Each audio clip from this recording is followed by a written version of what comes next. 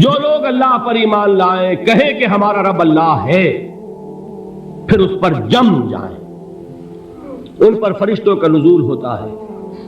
نہ کوئی غم کرو نہ خوف، خوشیاں مناؤ جنت کی جس کا تم سے وعدہ کیا گیا تھا۔ اللہ کی ربوبیت پر اطمینان جب انسان کو ہو جاتا، میرا رب اللہ ہے، ربی اللہ، انسان کے لیے نہ کوئی کھٹکا، نہ کوئی خطرہ، نہ کوئی خوف، نہ کوئی حزن۔ جو کچھ ہو رہا ہے کس کے اذن سے ہو رہا ہے؟ اللہ کے اذن سے۔ اللہ کے اذن کے بغیر پتہ تک نہیں ہلتا۔ یہ کوئی اندھا بہرا مادہ نہیں ہے جس سے مجھے کوئی خوف ہو۔ اندھا بھینسا چلا رہا ہو اس سے تو ڈرنے کا ہر انسان کو ڈرنا چاہیے، نہ معلوم کس کو ٹکر مار دے، لیکن نہیں، اس کائنات کو چلانے والا ایک سمیع و بصیر خدا ہے۔ وہ جو میرا دوست ہے، میرا ولی ہے، اللہ ولی الذین آمنوا یخرجہم من الظلمات الی النور، اللہ اہل ایمان کا ولی ہے، ساتھی ہے، پشت پناہ ہے، مددگار ہے، حمایتی ہے۔ بتائیے جسے یقین ہو جائے کہ اللہ میرا مددگار، اللہ میرا محافظ، اللہ میرا پشت پناہ، اللہ میرا حمایتی، اس کے لیے کوئی خوف ہوگا؟ اسے کوئی ڈر ہوگا؟ میں مثال دیا کرتا ہوں ایک بہت سادہ، پنجاب کے دیہات کی۔ تو بڑا چودھری ہے اور کوئی غریب کسان ہے۔ اس غریب کسان کے جانوروں کو ہر وقت اندیشہ ہوگا چوری کا، کوئی میری بھینس کھول کر نہ لے جائے، کوئی میرا بیل کھول کر نہ لے جائے۔ لیکن جس کے بارے میں یہ سب کو معلوم ہو کہ وہ جو بڑا چودھری ہے وہ اس کا دوست ہے، اس کی بچیا کو کوئی خوف ہوگا؟ اس کی بھینس پر کوئی ہاتھ ڈالے گا؟ اسے کوئی اندیشہ ہوگا؟ نہیں۔ کیوں؟ کہ وہ بڑا چودھری، بڑا اس کا یہاں کا سردار، جاگیردار، سب کو معلوم ہے وہ میرا دوست ہے، کوئی میرے خلاف اقدام نہیں کر سکتا۔ اس دنیا میں یہ چھوٹی سی بات اگر آپ کے دلی اطمینان اور سکون کا باعث بن سکتی ہے تو ذرا تصور کیجئے۔ میں لفظ تصور استعمال کروں گا صرف اس لیے کہ اس کا ہم جس کو کہتے ہیں ادراک اور شعور کر نہیں سکتے، اگر کے ساتھ کر سکتے۔ اگر یقین ہو کہ اللہ میرا مددگار اور یقین ہو کہ اللہ ہر آن میرے ساتھ ہے، پھر کوئی خوف، کس کا خوف؟ کوئی شے اللہ سے بالاتر ہے؟ کوئی قوت اس سے زیادہ طاقتور ہے؟ کوئی اس کے ارادے کو بدلنے والا ہے؟ کوئی اس کی مشیت کے آڑے آنے والا ہے؟ یہی بات ہے جو حضور نے فرمائی۔ یہ ایمان کا حاصل ہے لب لباب، کہ دیکھو اچھی طرح اس بات کو ذہن نشین کر لو، اگر تمام انسان مل کر تمہیں کوئی نقصان پہنچانا چاہے نہیں پہنچا سکتے مگر جو کچھ اللہ نے لکھ دیا ہو، اور تمام انسان مل کر تمہیں کوئی نفع پہنچانا چاہے نہیں پہنچا سکتے مگر وہ شے جو اللہ نے طے کر دی ہو۔ آپ پھر میں کہوں گا ذرا طاری کیجئے، اسے فرض کیجئے، اسے سوچئے، اگر اس حدیث پر ہمارا دل ٹھکا ہوا ہو تو کسی سے ڈر ہوگا؟ یہ مجھے نقصان نہ پہنچا دے، یہ میری رپورٹ خراب نہ کر دے، یہ میری انکریمنٹ نہ رکوا دے، یہ میرا یہ نہ بگاڑ دے، یہ میرے یہ نقصان نہ پہنچا دے۔ اس کا ڈر، اس کا ڈر، اس کا خوف، اس کی خوشامد، اس کے لیے جا کر طرح طرح سے اپنی عزت نفس کو ذلیل کروانا اس کے سامنے، یہ سب کچھ کیوں کرتا ہے انسان؟ جب سمجھتا ہے کہ اس کے ہاتھ میں میرا کوئی نفع ہے، اس کے ہاتھ میں میرے لیے کوئی ضرر ہے، یہ مجھے کوئی غضب پہنچا سکتا ہے، یہ مجھے کوئی نقصان پہنچا سکتا ہے، یہ میرا کوئی کام بنا سکتا ہے، یہ میری کوئی ضرورت پوری کر سکتا ہے، اسی کا نام شرک ہے۔ جہاں آپ نے یہ سمجھا کہ غیر اللہ کے اندر کوئی طاقت موجود ہے وہی شرک ہے۔ بتوں سے تجھ کو امید ہے، خدا سے نو امیدی، مجھے بتا تو صحیح اور کافری کیا ہے؟ شرک تو یہ ہے جس پر بھی تمہیں یہ خیال ہے، کلمہ ہے یہ کلمہ سوم، لا حول ولا قوت الا باللہ، ذرا اس پر دل کو کبھی اگر آپ تصور کریں، پھر فرض کریں، دل ٹھک جائے اس پر، کوئی طاقت نہیں۔ یہی بات تھی جو شیخ عبد القادر جیلانی رحمۃ اللہ علیہ نے اپنی وصیت میں اپنے بچے سے کہی۔ 11ویں دینے والے ہیں لیکن حضرت شیخ عبد القادر جیلانی کی وصیت اور تعلیمات کو کتنے لوگ ہیں کہ جانتے ہو؟ یہ جن مقامات تک پہنچے ہیں وہ کس چیز کی بدولت پہنچے؟ انہوں نے جو پیغام دیا وہ کیا تھا؟ اے میرے بچے، جس طریقے سے قرآن مجید میں حضرت لقمان کی نصیحتیں جو ہے نقل کر دی گئی ہیں، میں یہ عرض کروں گا بالفرض اگر قرآن حضرت عبد القادر جیلانی کے بعد نازل ہوا ہوتا تو شیخ عبد القادر کی یہ نصیحتیں بھی قرآن میں درج ہوتی۔ اتنی اونچی نصیحتیں ہیں۔ اے میرے بچے، اس حقیقت کو ذہن نشین کر لے، لا فاعل فی الحقیقت ولا مؤثر الا اللہ۔ اس کائنات میں نہ کوئی فاعل حقیقی ہے نہ مؤثر حقیقی ہے سوائے اللہ کے۔ کسی شے میں کوئی تاثیر نہیں اگر اللہ نہ چاہے۔ آگ جلا نہیں سکتی اگر اللہ نہ چاہے، پانی ڈبو نہیں سکتا اگر اللہ نہ چاہے، زہر ہلاک نہیں کر سکتا اگر اللہ نہ چاہے، کوئی چیز فائدہ نہیں پہنچا سکتی اگر اللہ نہ چاہے۔ تو در در پہ کیوں سر جھکاتے ہو؟ در در پر کیوں جبیں سائی کرتے ہو؟ سب کے سامنے کیوں ہاتھ پھیلاتے ہو؟ ایک اللہ سے مانگو، ایک اللہ کے سامنے زمین پر اپنی جبین رکھو۔ لا فاعل فی الحقیقت ولا مؤثر الا اللہ۔ نظر آتا ہے ہمیں کہ پانی پیاس بجھا دیتا ہے، پیاس بجھانے کی صلاحیت پانی میں نہیں ہے، اللہ کے اذن سے۔ کھانا بھوک مٹا دیتا ہے، بھوک مٹانے کی صلاحیت کھانے میں نہیں ہے، اذن رب میں۔ دیکھیے یہی یقین تھا حضرت موسیٰ علیہ السلام کا واقعہ یاد کیجئے۔ سامنے سمندر آ گیا ہے، قوم دیکھتی ہے پیچھے کہ گرد و غبار کا طوفان ہے۔ معلوم ہوا کہ فرعون اپنے لشکر سمیت آ گیا ہے۔ لشکر جب چلتا تھا تیز رفتاری کے ساتھ تو گرد و غبار کا جو طوفان اٹھتا تھا اس کا تصور کیجیے، اور لمحہ بلمحہ وہ قریب آ رہا ہے۔ پوری قوم نے کیا کہا؟ اے موسیٰ انا لمدرکون، اے موسیٰ ہم کو پکڑے گئے۔ قرآن مجید نے تو یہاں وہ باتیں نہیں لکھی ہیں، لیکن تورات میں یہ درج ہے کہ بنی اسرائیل جھگڑنے لگے، دست و گریبان ہو گئے موسیٰ کے ساتھ۔ موسیٰ نے یہاں مروایا لا کر، اس سے تو ہم ہی بہتر تھے۔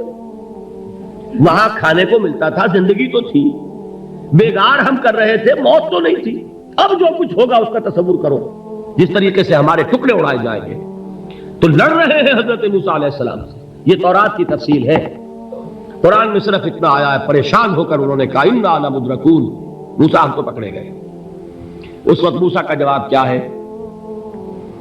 کلا ان معی ربی سیہدین، نہیں، میرے ساتھ میرا رب ہے، وہ راستہ دے گا۔ بتائیے کہاں راستہ نظر آ رہا ہے؟ یہ ہے ایمان بالغیب۔ راستہ نظر نہ آئے تب اللہ پر یقین ایمان ہے۔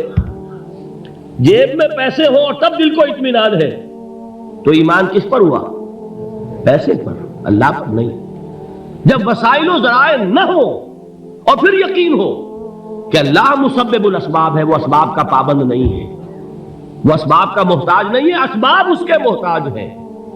اگر یہ یقین ہے تو اللہ پر ایمان ہے، یہ نہیں ہے تو تمہارا ایمان اسباب پر ہے، وسائل پر ہے، ذرائع پر ہے، مادیات پر ہے، اللہ پر نہیں۔ اس وقت کہاں راستہ تھا؟ کوئی راستہ تھا؟ سمندر ہے اور ادھر سے لشکر آ گیا ہے۔ کلا ان معی ربی سیہدین۔ اب دیکھیے ایمان کہہ دینا آسان ہے، ہوا معکم اینما کنتم، جہاں کہیں بھی تم ہوتے ہو اللہ تمہارے ساتھ ہوتا ہے، لیکن اس کا یقین قائم ہو جائے تو زمین و آسمان کا فرق واقع ہو جائے۔ یہی بات ہوئی حضور کے ساتھ۔ غار ہے، چھپے ہوئے ہیں محمد رسول اللہ اور آپ کے وہ یار غار ابو بکر صدیق رضی اللہ تعالی عنہ۔ اقبال نے حضرت ابو بکر کی شان میں چند اشعار کہے صرف، لیکن واقعہ یہ ہے کہ بھاری بھاری نظموں پر اور قصیدوں پر بھاری ہے، طویل ترین نظمیں اور قصیدے ہوں ان پر بھاری ہے۔ ہمتیں ابو بکر کی ہمت جو ہے، کشت ملت را چوں ابر، جیسے بارش سے کھیتی اپجتی ہے، ابو بکر کی ہمت اور عزیمت اس امت کو اسی طرح سینچنے والی ہے۔ ثانیے اسلام و غار و بدر و قبر، وہ دوسرے تھے اسلام میں، دوسرے پہلے کون تھے؟ انا اول المومنین، حضور فرماتے ہیں سب سے پہلا ایمان لانے والا میں، دوسرے ابو بکر۔ ویسے ہمارے ہاں یہ چلتا ہے اختلاف، حضرت علی پہلے ہیں کہ حضرت ابو بکر پہلے ہیں، لیکن اس میں بڑی خوبصورت تطبیق قائم کی ہے علماء نے، اور بہت صحیح ہے۔ چار کے بارے میں فیصلہ ہی مت کرو کہ کون پہلے، ان کی ایک عجیب تقسیم کر دی ہے۔ آزاد مردوں میں، بالغ مردوں میں سب سے پہلے ابو بکر، بچوں میں سب سے پہلے علی، خواتین میں سب سے پہلے خدیجہ، اور غلاموں میں سب سے پہلے زید ابن حارثہ۔ بڑی پیاری تقسیم ہے، یہ چاروں ہی پہلے ہیں، ہر ایک کے لیے ولیت ہے۔ اور واقعہ یہ ہے کہ اگر زمانی اعتبار سے تعین ہوگا تو پہلے خدیجۃ الکبریٰ آئیں گی رضی اللہ تعالی عنہ، کسی اور سے بات کرنے کی نوبت بعد میں آ سکتی ہے، پہلے تو اہلیہ محترمہ سے بات ہوئی ہے، آتے ہی پہلی وحی ہوئی ہے، ابھی تبلیغ کا حکم نہیں تھا، کس کو بتایا واقعہ؟ ابھی اپنی نبوت کی تبلیغ کا تو حکم ہی نہیں آیا، واقعہ کس کا ہے؟ وہ خدیجہ کا ہے۔ جب کہا ہے کہ خشیت علی نفسی، مجھے اپنی جان کا اندیشہ ہے، تو کیا جواب دیا خدیجہ نے رضی اللہ تعالی عنہا؟ وہ صدیقۃ الکبریٰ ہے، صدیقات جو ہے خواتین ان میں چوٹی پر خدیجۃ الکبریٰ ہے رضی اللہ تعالی عنہا، اور صدیق جو مرد ہیں ان میں صدیق اکبر ہے ابو بکر صدیق رضی اللہ تعالی عنہ، لیکن صدیقات میں چوٹی پر۔ جب حضور نے فرمایا خشیت علی نفسی، کیا فرمایا، کیا عرض کیا، کیسے تسلی دی؟ نہیں نہیں، اللہ آپ کو ضائع نہیں کرے گا، آپ غریبوں کے ہمدرد ہیں، آپ مساکین کے تکالیف رفع کرنے والے ہیں، آپ بیواؤں کی سرپرستی کرتے ہیں، آپ مسافروں کی خدمت کرتے ہیں، اللہ آپ کو ضائع نہیں کرے گا، یہ یقین ہے اس خاتون کے اندر۔ خیر وہ ایک علیحدہ بات ہو جائے گی۔ میرے دل پر حضرت خدیجہ رضی اللہ تعالیٰ عنہ کی شخصیت کا بڑا گہرا نقش ہے، جو وہ کوئی اور ہی وقت اور موقع ہوا تو بیان ہوگا۔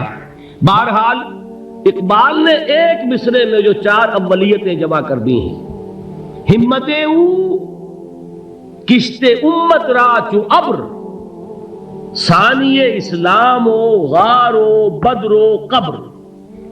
اسلام میں حضور کے بعد پہلے کون؟ ابو بکر۔ غار میں حضور کے ساتھ کون؟ ابو بکر۔ بدر کی رات اللہ کا رسول سربسجود، وہ جھاڑ، وہ گھاس پھوس کی جو جھوپڑی بنائی گئی تھی، اور وہاں تلوار ننگی لے کر پہرا دینے والا کون؟ ابو بکر۔ اور اس حجرہ عائشہ میں محمد کے بعد سب سے پہلے دفن ہونے والا کون؟ ابو بکر رضی اللہ تعالی عنہ صلی اللہ علیہ وسلم۔ وہ جو معاملہ میں سنا رہا تھا غار ثور کا، حضرت ابو بکر بھی حضور کے خیال سے لرز گئے ہیں۔ آپ کو یاد ہوگا کہ جا کر پہلے تمام جتنے سوراخ تھے انہیں بند کیا ہے، ایک سوراخ رہ گیا تھا جس کو بند کرنے کے لیے کوئی کپڑا نہیں تھا، وہاں اپنی ایڑی رکھی ہے، تب کہا ہے حضور سے تشریف لائیے، اور اپنے زانو پر حضور کو لٹایا ہے، اور وہاں کسی موذی جانور نے کاٹا ہے، حضور کی آنکھ لگ گئی تھی، اس وقت اس بل کے اندر جو بھی بچھو ہے کیا ہے واللہ عالم، اس نے کاٹا ہے، اس کی تکلیف کی وجہ سے ابو بکر کی آنکھوں سے آنسو ٹپک گئے، حضور کے چہرے مبارک پر پڑے ہیں، تو حضور جاگے ہیں، معاملہ کیا ہے؟ ایڑی نہیں ہٹائی وہاں سے، مبادا وہ جانور وہاں سے نکل کر محمد الرسول اللہ کو کوئی گزن پہنچا دے، ابو بکر کی ایڑی ہے، جس طرح چاہے کھا لے، ختم کر دے، جان نکل جائے تب کوئی آنچ آئے، محمد پر تو آئے، لیکن جیتے جی نہیں۔ وہ ہے ابو بکر حضور کے خیال سے۔ اس وقت حضور نے پھر اپنا لعاب دہن لگایا ہے، اور اس سے پھر آپ کی تکلیف ختم ہوئی۔ جیسے خیبر میں حضرت علی کی آنکھ دکھ رہی تھی، اس کو جو شفا حاصل ہوئی ہے وہ بھی حضور کے لعاب دہن سے ہوئی۔ تو بہرحال اس وقت انہوں نے کہا ہے کہ اے نبی یا رسول اللہ، اگر اس وقت ان میں سے کسی نے غیر ارادی طور پر بھی اپنے قدموں کی طرف جھانک لیا تو پکڑے جائیں گے۔ کیا جواب تھا اللہ کے رسول کا؟ لا تحزن ان اللہ معنا، اللہ ہمارے ساتھ ہے، کیوں گھبراتے ہو ابو بکر؟ یہ ہے ایمان باللہ، میرا مالک اللہ، میرا رازق اللہ، میرا محافظ اللہ، میرا مددگار اللہ، میرا پشت پناہ اللہ، میرا دوست اللہ۔ یہ دوستی ہے اللہ کی جو لب لباب ہے، حاصل ہے ایمان کا، اسی کا نام ولایت ہے۔ اولیاء اللہ کے سروں پر سینگ نہیں ہوتے، جس کے دل میں ایمان راسخ ہو چکا ہو وہی اللہ کا ولی ہے، جسے اللہ پر یقین ہو چکا ہے وہی اللہ کا ولی ہے، جسے یقین ہے اللہ میرے ساتھ ہے، میرا مددگار، میرا پشت پناہ، میرا ساتھی، میرا دوست، میرا محبوب، میرا محب۔ اللہ اہل ایمان سے محبت کرتا ہے۔ واللہ یحب الصادقین، ان اللہ یحب الذین یقاتلون فی سبیلہ صفا کانہم بنیان مرصوص۔ اللہ محبت کرنے والا، اہل ایمان محبوب، اور اہل ایمان محبت کرنے والے اللہ محبوب۔ والذین آمنوا اشد حبا للہ۔ آپ تصور کیجئے جسے یہ رشتہ ایمان یا رشتہ ولایت حاصل ہو جائے، الا ان اولیاء اللہ لا خوف علیہم ولا هم یحزنون، آگاہ ہو جاؤ اللہ کے دوستوں کے لیے نہ کوئی خوف ہے نہ کوئی حزن ہے۔